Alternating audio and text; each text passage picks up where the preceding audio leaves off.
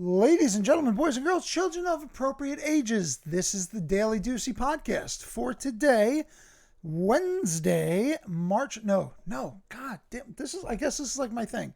This is apparently my thing that I don't ever know what day it is.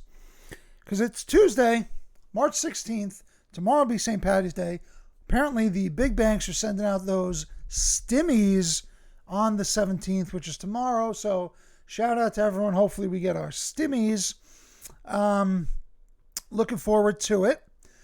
One kind of thing that I had been noticing when it comes to this like Meghan Markle thing is like she seems to be kind of flirting with the Democrats a little bit.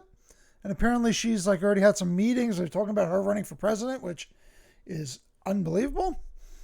But apparently Mrs. Obama is now weighing in on her story. So, from the Daily Mail, public service is not about us. It's about the people we serve. Michelle Obama takes thinly veiled swipe at Meghan's Oprah interview, but adds she was not surprised by claims of royal family racism. Oh boy. Michelle Obama reacted to Meghan Markle and Prince Harry's Oprah interview on Tuesday morning by saying that she personally chose to focus on the people she serves rather than herself while in public service in what appeared to be a thinly veiled swipe at the couple. I don't know how thinly veiled that is. It's highly thinly veiled. We'll put it that way. Michelle was asked by Jenna Bush Hager what she thought of Meghan's comments in a segment that aired on NBC Tuesday morning. When you watched Meghan Markle speak out, what thought went through your head? Mind, whatever. Michelle replied, public service, it's a bright, sharp, hot spotlight, and most people don't understand it, nor should they. The thing that I always keep in mind is that none of this is about us. In public service, it's about the people we serve. I mean, listen, she's exactly right. Now, if you're on the right, you're going to think she's just lying and just saying that. And if you're on the left, you'll probably believe her. I mean, I believe her. And even if it's true that she's just saying that and she doesn't give a shit about the people, at least she's playing the game correctly. Like, that's what you have to say. And I believe she does. I'm not like an anti-Obama guy. I think a lot of the things he did really lean towards like a super progressive left kind of, situation. But I'm not necessarily like an I think Obama's like, a terrible person kind of guy. I don't think Biden's a terrible person either. I just think he's completely inept, and that's why they put him up there so they can stick a hand up his butt and sock puppet Biden. Anywho,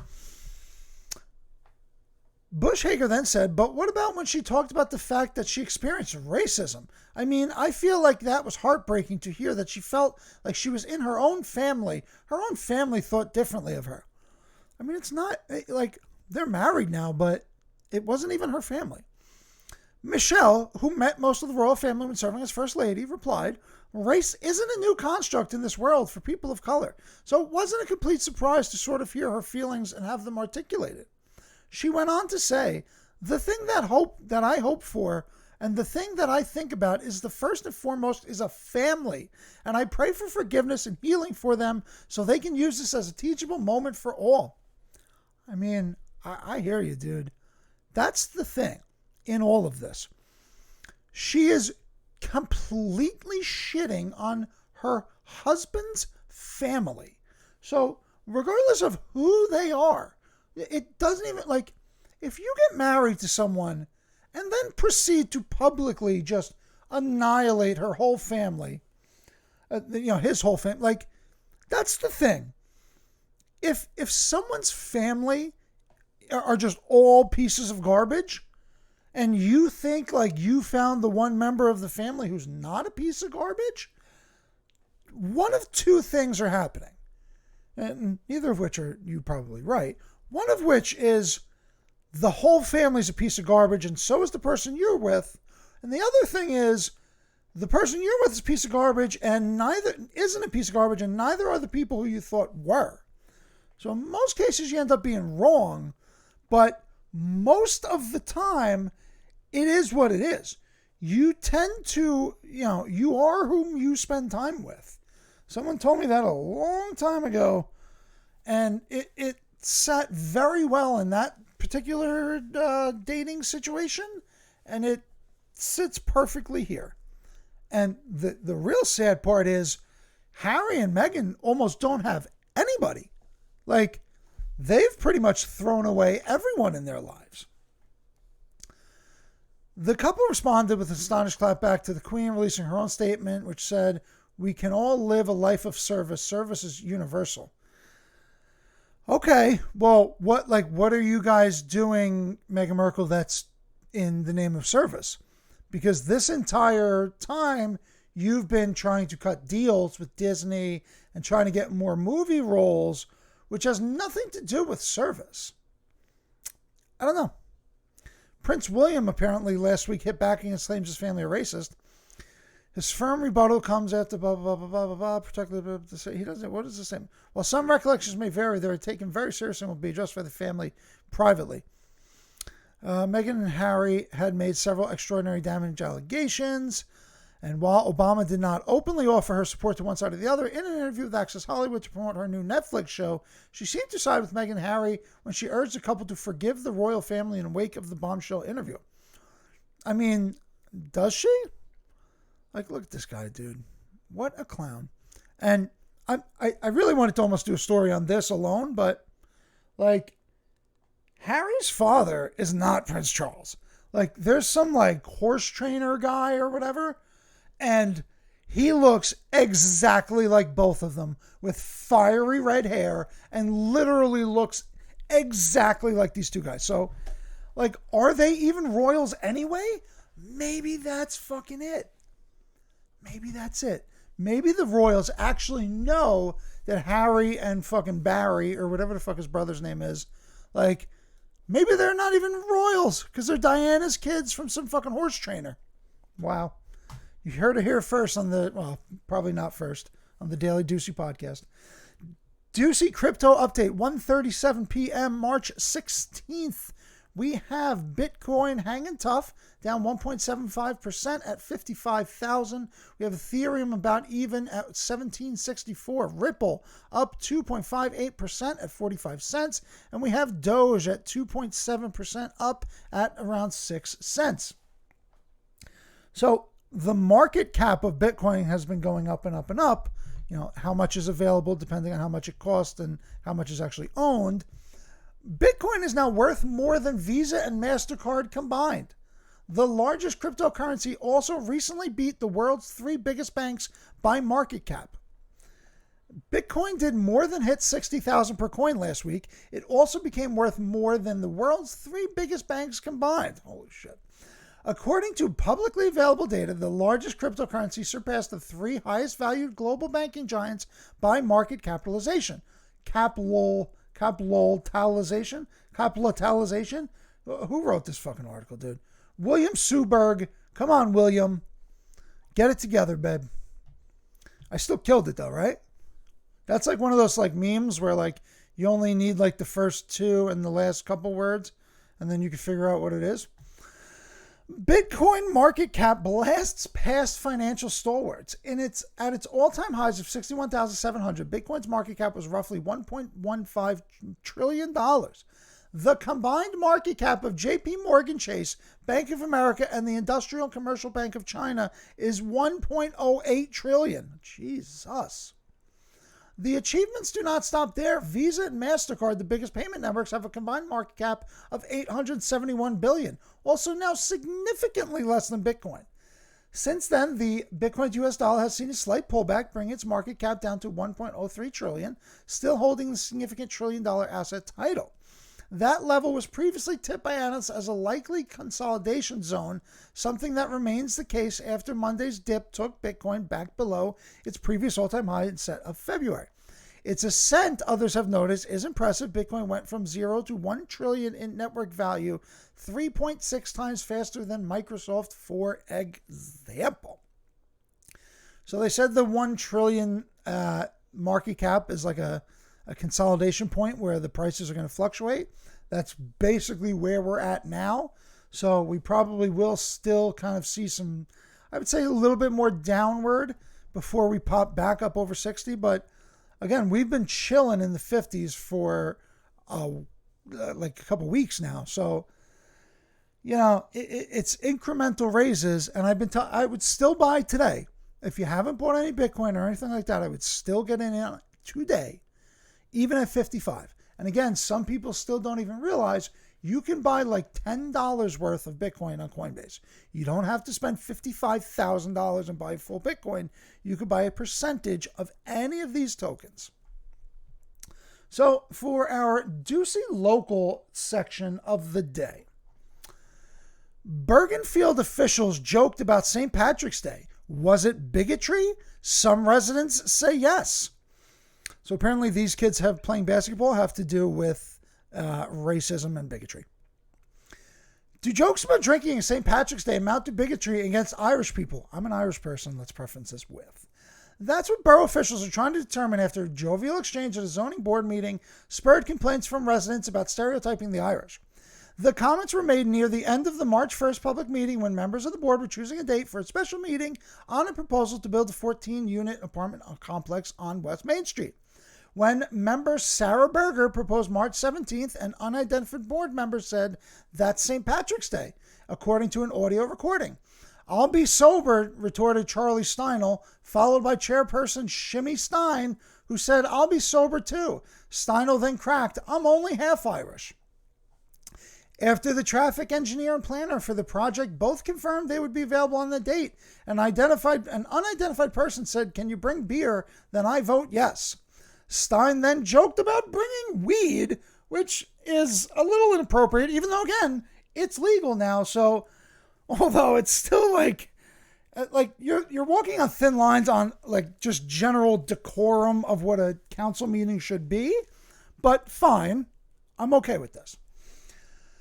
Before Stein ended with, "I'll bring the Grateful Dead albums," they then voted to approve the next meeting date of March.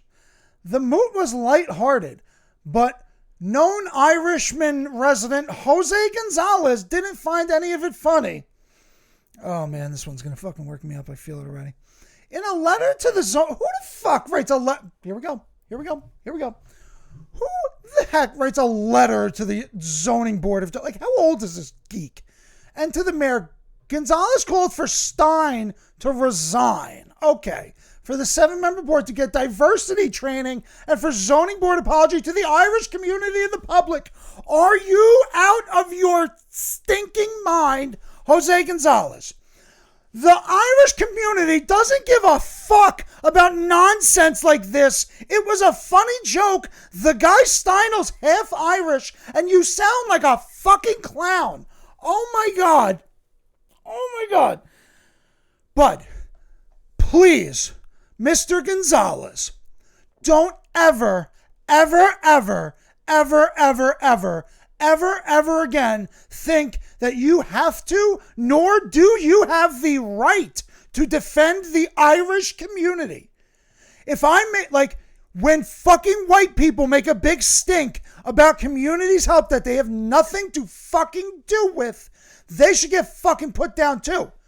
Not like, and by put down, I mean shut the fuck up. So let's not start anything else fucking silly. But thanks, Mr. Gonzalez. The Irish people don't give a fuck. Thank you very much. I think it's a lack of knowledge and inclusiveness and lack of understanding about cultural and diversity, Gonzalez said in an interview. Why is he even being interviewed? The St. Patrick's Day parade that Stein intended to describe as a very religious celebration. No, it's not. What are you fucking talking about? What are you talking about? I've literally, and maybe I'm just wrong in my fucking, what, do I look Irish? I'm actually more fucking Polish, really, but people have called me fucking Irish my whole fucking life. Guess what? I've never heard anything about St. Paddy's Day other than the fucking part about it being a fucking saint having anything to do with fucking Catholicism.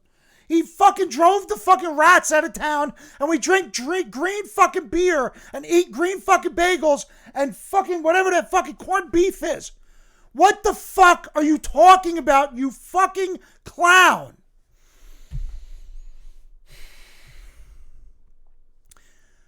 Amatorio said the borough administrator, Corey Gallo, had heard the recordings of the public meeting and they were not excellent comments. Yeah, fine. They're not super appropriate for a council meeting. Great. Given by the compliments of Gonzalez and others, they advised Gallo to send the recording to the attorney. Fine. And I hope, oh man, if anything was like, if they have to then bill any working hours for that and nothing was wrong, they should fucking charge fucking Gonzalez for that. Some idiot Thomas Nath characters are, shut up. This is like, you're an idiot. You're like the fucking psychiatrist's husband in Sopranos who always complained about the fucking Irish-Italian fucking stereotypes when the fucking mob was like literally right in his fucking house. Shut the fuck up. And let's be fair. I don't think Shimmy Stein's a fucking Irishman either, okay, bud? And I have no fucking problem with it whatsoever. Do Irish people complain about cultural appropriation on fucking St. Paddy's Day? I've literally never heard it before. If someone was offended, you feel badly that someone is offended. But to discredit us is use the weapon of that. Okay, fine. I wanted to kind of check something else out here to see if maybe this guy, Jose Gonzalez, had a Twitter so I could go and fucking yell something stupid at him. Fine. Probably not great on my part, but this is what I found here. Bergenfield residents rallied to oppose apartment complex in a residential zone from just a few days ago. So let's see here. Oh, there he is. Hey, what's up, Papa? Bergenfield residents upset over a proposed apartment complex. Jose Gonzalez and a group of concerned citizens. Oh, so this is what you do, huh? So you're like a fucking professional agitator, basically, huh? What do you have to do with any of this? Step the fuck away from anything that has to do with fucking Irish people, okay? Senor Gonzalez, back the fuck up. We do not need any of your fucking pussy help. Thank you. Goodbye.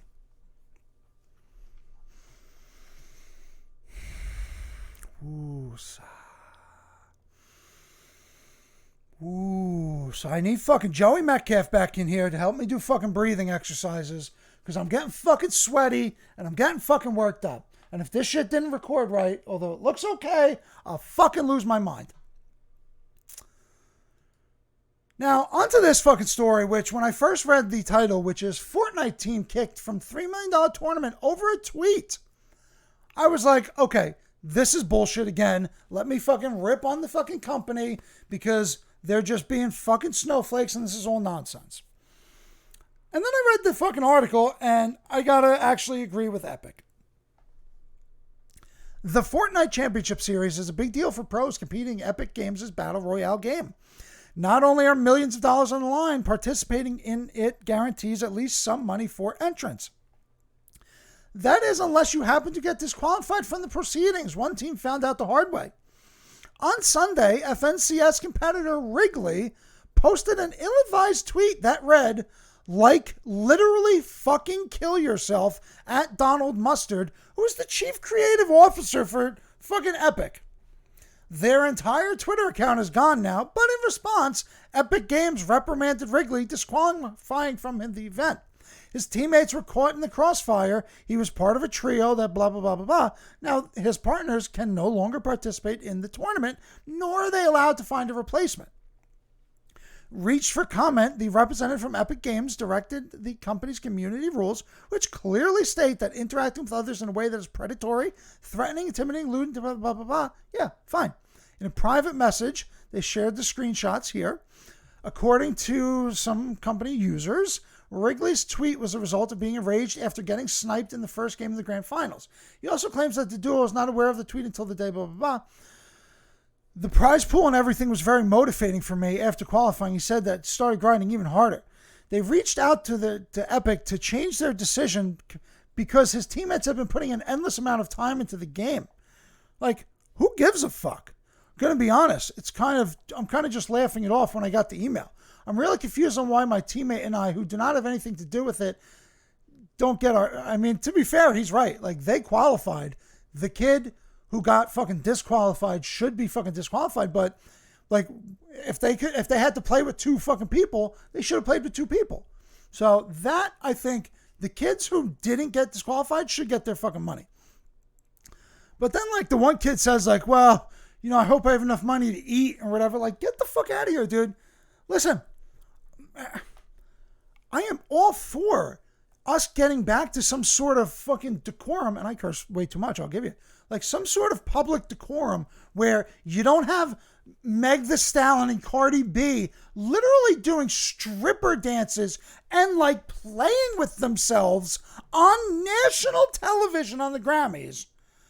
And you're canceling all these other people, but then these young kids think that they can say whatever they want if someone is in power. And I guess maybe I cracked it. Everyone thinks now that if someone has more power over you, you can just talk shit on them. And I got news for you, babe. Unless we go in like some far left super utopian world, we're going to swing back the other way really hard, where you actually do get punished for the shit you say. And you can't just run your mouth on fucking anything, and calling somebody who's a higher up a piece of shit or a racist white piece of trash is going to get you thrown in the fucking gulag, babe. Okay? So people have to have, like, you have to bear the repercussions for your actions and the words that come out of your mouth.